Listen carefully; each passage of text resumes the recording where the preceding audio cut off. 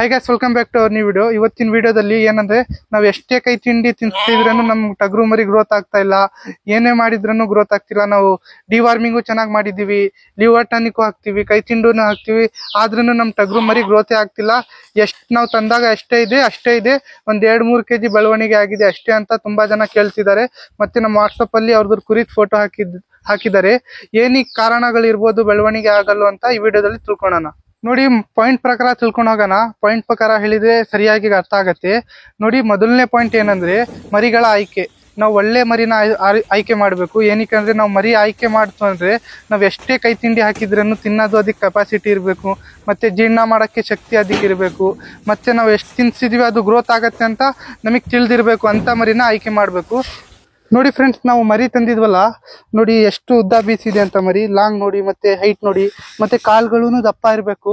ತೆಳು ಇರೋದು ಕಾಲೆಲ್ಲ ತರಬಾರ್ದು. ಮತ್ತೆ ಕಾಲಿರೋ ಸ್ಟ್ರೈಟ್ ಇರಬೇಕು, ಮತ್ತೆ ತಲೆ ದಪ್ಪ ಇರಬೇಕು, ಕತ್ತು ದಪ್ಪ ಇರಬೇಕು. ಇದೆಲ್ಲ ಅಬ್ಸರ್ವ್ ಮಾಡ್ಬೇಕು. ಮತ್ತೆ ಮೂಳೆ ನೋಡಿ, ಮೂಳೆ ತುಂಬಾ ಗಟ್ಟಿ ಇರಬೇಕು, ಮತ್ತೆ ಇದು ಸೊಂಟನೂ ಅಗಲ ಇರಬೇಕು. ಎಲ್ಲ ನೋಡಿ ಚೆಕ್ ಮಾಡಿ ತರಬೇಕು. ಮತ್ತೆ ಕೊಂಬುನು ಚೆನ್ನಾಗಿರ್ಬೇಕು. ಎಲ್ಲ ಚೆನ್ನಾಗಿರೋದ್ ಮರಿನ ತರಬೇಕು. ನೋಡಿ ಫ್ರೆಂಡ್ಸ್, ನಾವು ಮರಿನೂ ಚೆನ್ನಾಗಿ ಆರಿಸಿದೀವಿ, ಆದ್ರೂ ನಮ್ಮ ಮರಿ ಸರಿ ಗ್ರೋತ್ ಆಗಲ್ಲಕ್ಕೆ ಕಾರಣ ಏನಂದ್ರೆ ನೋಡಿ, ನಾವು ಮರಿಗೆ ಕಟ್ತೀವಲ್ಲ, ಮೇವ್ ಹಾಕ್ತಿವಲ್ಲ, ಆ ಜಾಗ ಚೆನ್ನಾಗಿರ್ಬೇಕು, ನೀಟಾಗಿರ್ಬೇಕು. ಮತ್ತೆ ಅದಕ್ಕೆ ಕುರಿಗೆ ಕಂಫರ್ಟ್ ಆಗ್ಬೇಕು ಅಂತ ಜಾಗದಲ್ಲಿ ಟಗರಿಗೆ ಕಟ್ಬೇಕು. ಮತ್ತೆ ನಾವು ಅದಕ್ಕೆ ಮೇವ್ ಹಾಕ್ತಿವಲ್ಲ, ಆ ಜಾಗನೂ ಅಷ್ಟೇ ಚೆನ್ನಾಗಿ ಕ್ಲೀನ್ ಇರ್ಬೇಕು. ಮತ್ತೆ ಮೇವ್ ಹಾಕೋದು ಸೆಟಪ್ ಚೆನ್ನಾಗಿರ್ಬೇಕು. ನಾವ್ ಏನ್ ಹಾಕಿದ್ರೂ ಒಂದೇ ಟಗರು ಅಷ್ಟು ತಿನ್ಬೇಕು, ನಮಗೆ ಗೊತ್ತಾಗ್ಬೇಕು. ಏನ್ ಮಾಡ್ತಾರಂದ್ರೆ ಟಗರು ಕಟ್ ಹಾಕ್ತಾರೆ, ಅಲ್ಲೇ ನೆಲದಲ್ಲಿ ಒಂದ್ ಪುಟ್ಟಿ ಇಟ್ಟು ಅಲ್ಲೇ ಮೇವ್ ಹಾಕ್ತಾರೆ. ಅದೇನ್ ಮಾಡತ್ತೆ ಅಂದ್ರೆ ಟಗರು ಅದೆಲ್ಲ ಪುಟ್ಟಿಂದ ಹುಲ್ಲೆಲ್ಲ ಹೊರಗೆ ಹಾಕೋದು, ಮತ್ತೆ ಎಲ್ಲಾ ಪುಟ್ಟಿಂದ ಕಾಲಿಂದ ಕೆರೆಯೋದು, ಅದೆಲ್ಲ ನಾಟಕ ಮಾಡತ್ತೆ, ಮೇಯಲ್ಲ ಸರಿಯಾಗಿ. ಮತ್ತೆ ನಮ್ ಟಗರಿಗೆ ಮೇಯಕ್ಕೆ ನಾವು ಸರಿಯಾಗಿ ಸೆಟಪ್ ಮಾಡಿದೀವಿ, ಅದ್ರಲ್ಲೇ ಹುಲ್ಲು ಹಾಕಿದೀವಿ, ಚೆನ್ನಾಗಿ ಮರ್ಗಿ ಮಾಡಿದೀವಿ ಅಂದ್ರೆ ಅದು ಅದೇ ಆಗಿ ಮೇಯತ್ತೆ. ನಾವ್ ಏನೇ ಹಾಕಿದ್ರೂ ಮುಂದೆ ಅದೇ ಇರತ್ತಾ, ಅದೇ ಮೇಯತ್ತೆ. ಏನು ಮತ್ತೆ ನಾಟಕ ಮಾಡಲ್ಲ. ನಾವು ಪುಟ್ಟಿಯಲ್ಲಿ ಕೆಳಕ್ಕೆ ನೆಲದಲ್ಲಿ ಹಾಕಿದ್ರೆ ಏನ್ ಮಾಡತ್ತೆ ಅಂದ್ರೆ ಕಾಲಿಂದ ಕೆರ್ದಿ ಎಲ್ಲ ಹಾಳು ಮಾರತ್ತೆ, ಮೇಯಲ್ಲ. ಫ್ರೆಂಡ್ಸ್, ಇವಾಗ 3ನೇ ಪಾಯಿಂಟ್ ಏನಂದ್ರೆ ತುಂಬಾ ಜನ ಏನ್ ಮಾಡ್ತಾರಂದ್ರೆ ಟಗರು ತರ್ತಾರೆ, ಚೆನ್ನಾಗಿ ಕೈ ತಿಂಡಿ ಎಲ್ಲ ಚೆನ್ನಾಗಿ ಹಾಕ್ತಾರೆ, ಕಾಳೆಲ್ಲ ಚೆನ್ನಾಗಿ ಹಾಕ್ತಾರೆ, ಒಂದ್ ಸಮ ಪ್ರಮಾಣದಲ್ಲಿ ಹಾಕಲ್ಲ. ಹೆಂಗ್ ಬೇಕಂಗ್ ಹಾಕ್ತಾರೋ. ಇವತ್ ಟಗರು ಎಷ್ಟ್ ತಿನ್ನತ್ತೆ ಅಷ್ಟ್ ಆಗ್ಬಿಡೋದು. ನಾಳೆ ದಿವಸ ಮತ್ತೆ ಮಾರನೇ ದಿವಸ ಸ್ವಲ್ಪ ಕಮ್ಮಿ ಮತ್ತೆ ಕಮ್ಮಿ ಹಾಕೋದು, ಮತ್ತೆ 3ನೇ ದಿವಸ ಎಷ್ಟ್ ತಿನ್ನತ್ತೆ ಅಷ್ಟ್ ಹಾಕೋದು. ಆತರ ಮಾಡ್ಬಾರ್ದು.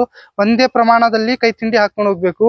ಒಂದ್ ದಿವಸ ಜಾಸ್ತಿ, ಒಂದ್ ದಿವಸ ಕಮ್ಮಿ, ಇಲ್ಲಾಂದ್ರೆ ಒಂದ್ ವಾರ ಹಾಕೋದು, ಮತ್ತೆ ನೆಕ್ಸ್ಟ್ ವಾರ ಹಾಕದೇ ಇರೋದು.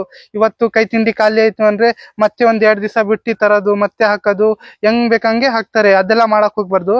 ಒಂದೇ ಪ್ರಮಾಣದಲ್ಲಿ ಟಗರು ಎಷ್ಟ್ ತಿನ್ನತ್ತೆ ಅಷ್ಟೇ, ಎಷ್ಟ್ ಚೆನ್ನಾಗಿ ತಿನ್ನತ್ತೆ ಅಷ್ಟು ತಂದಿ ಹಾಕ್ಬೇಕು. ಒಂದ್ ದಿವಸ ಜಾಸ್ತಿ, ಒಂದ್ ದಿವಸ ಕಮ್ಮಿ, ಈ ತರ ಮಾಡಕ್ ಹೋಗ್ಬಾರ್ದು. ಫ್ರೆಂಡ್ಸ್, ತುಂಬಾ ಜನ ಇನ್ನೊಂದ್ ತಪ್ಪು ಏನ್ ಮಾಡ್ತಾರಂದ್ರೆ ಬರೀ ಟಗರಿಗೆ ಕಾಳು ಹಾಕ್ತಾರೆ. ಕಾಳಲ್ಲಿ ಅಂದ್ರೆ ಬರೀ ಮೆಕ್ಕೆಜೋಳನೇ ಹಾಕ್ತಾರೆ. ಬರೀ ಇದ್ ಹಾಕಿದ್ರೆ ಏನಾಗತ್ತೆ, ಟಗರು ಬರ್ತಾ ಸರಿ ತಿನ್ನಲ್ಲ. ಏನ್ ಮಾಡತ್ತಂದ್ರೆ ಬರೀ ಅದೇ ಹಾಕ್ತಾ ಇದ್ರೆ ಅದಕ್ಕೂ ಬಾಯಿಗೂ ರುಚಿ ಸಿಗಲ್ಲ, ಸರಿಯಾಗಿ ತಿನ್ನಲ್ಲ. ಅದಕ್ಕೋಸ್ಕರ ನಾವೇನ್ ಮಾಡ್ಬೇಕಂದ್ರೆ ಸ್ವಲ್ಪ ವಿಧ ರೀತಿಯ ಧಾನ್ಯ ಹಾಕ್ಬೇಕು. ಉದಾಹರಣೆಗೆ ಗೋಧಿ ಹಾಕಿರ್ತೀವಿ ಅಂದ್ರೆ ಗೋಧಿ, ಜೋಳ ಎಲ್ಲ ಮಿಕ್ಸ್ ಮಾಡಿ ಒಂದ್ಸಲಿ ಹಾಕ್ಬೇಕು. ಮತ್ತೊಂದು ಏನ್ ಮಾಡ್ಬೇಕಂದ್ರೆ ಹಿಂಡಿನೂ ಕೊಡ್ಬೇಕು. ನಾವು ಜೋಳ ಕೊಡ್ತಾ ಹೋದ್ರೆ ಅದಕ್ಕೆ ಬರೀ ಎನರ್ಜಿ ಸಿಗತ್ತೆ, ಪ್ರೋಟೀನ್ ಸಿಗಲ್ಲ. ನಮಗೆ ಪ್ರೋಟೀನು ಕೊಡ್ಬೇಕು ಅಂದ್ರೆ ಹಿಂಡಿ ಕೊಡ್ಬೇಕು. ಹಿಂಡಿಯಲ್ಲಿ ಶೇಂಗಾ ಹಿಂಡಿ ಬರುತ್ತೆ, ಹತ್ತಿ ಹಿಂಡಿ ಬರುತ್ತೆ. ಈ ತರ ಹಿಂಡಿಗಳೇನು ಕೊಡ್ಬೇಕು.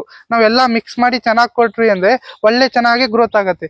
ಫ್ರೆಂಡ್ಸ್, ಇನ್ನೊಂದು ಮೇನ್ ಪಾಯಿಂಟ್ ಅಂದ್ರೆ ತುಂಬಾ ಜನ ಬರೀ ಹಸಿರು ಹುಲ್ಲೆ ಹಾಕ್ತಿದ್ದಾರೆ, ಒಣ ಹುಲ್ಲು ಬಳಸ್ತಾ ಇಲ್ಲ. ನಾವು ಕೈ ತಿಂಡಿ ಹಾಕಿದ್ರೆ ಚೆನ್ನಾಗಿ ಗ್ರೋತ್ ಆಗತ್ತೆ ಅಂತ ತಿಳ್ಕೊಂಡಿದ್ದಾರೆ. ಆತರ ಆಗಲ್ಲ.